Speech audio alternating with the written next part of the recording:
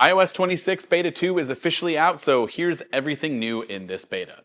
Usual disclaimer, again, this is a beta and things are very likely to change. As you'll quickly realize in this video, there are quite a few changes from Beta 1 to Beta 2. Control Center gets a nice tweak, making the background blurred behind the liquid glass control center.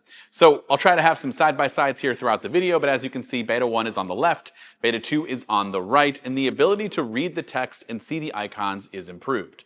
It also seems as though the buttons are more frosted glass than transparent, but if you want to reduce transparency even more, you can hop into Accessibility in the Settings app, and the Reduce Transparency option will then change that even more. Transparency also seems to be updated on the lock screen, making the notifications a lot more legible, which is nice. And you also get the whole parallax spatial scene effect, where it sort of moves around when you move your iPhone around with the iOS 26 default wallpaper. Apple did showcase this at WWDC, but it was not available in Beta 1, and it is here on Beta 2. In Safari, Apple changed the location of the new tab button in the tab management view. The plus button for adding a new tab is now located in the bottom left, as it is in iOS 18, rather than the upper left, as it was in iOS 26 Beta 1. Now with the compact tab bar, there are also now both back and forward options. Before we just had one, now we have both. And also, if you're looking at the all tab section, you can see here at the bottom, it's different. It's kind of like one scrollable thing here, as opposed to just taking up the entire screen.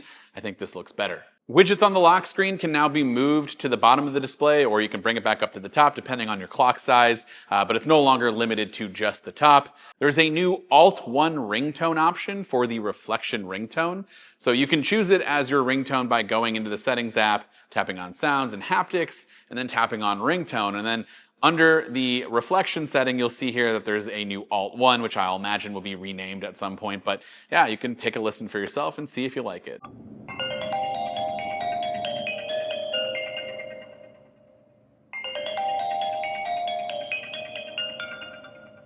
There's a new widget available, this one specifically for Apple Music, and more specifically for live radio, so you can put this on your home screen and then quickly access live radio stations from that widget. Apple has also improved the description for low power mode, making it much clearer on what it actually does. So what it says here is the iPhone will temporarily reduce some background activities, processing speed, display refresh rate, and brightness, and limit certain features such as 5G, iCloud syncing, mail fetch, and more.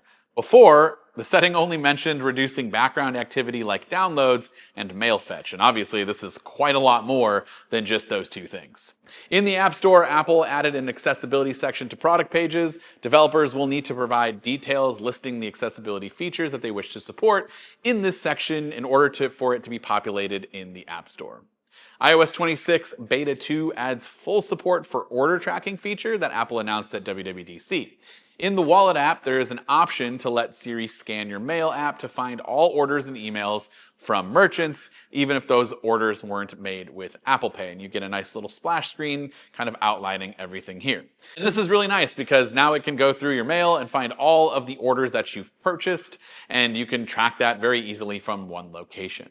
I feel like we're getting pretty close to seeing what you're going to get on the public beta, which is set to release sometime next month. And I'm looking forward to sharing more of my thoughts and opinions on these betas when it's officially released in the public form. So be sure to subscribe so you don't miss those videos in the future.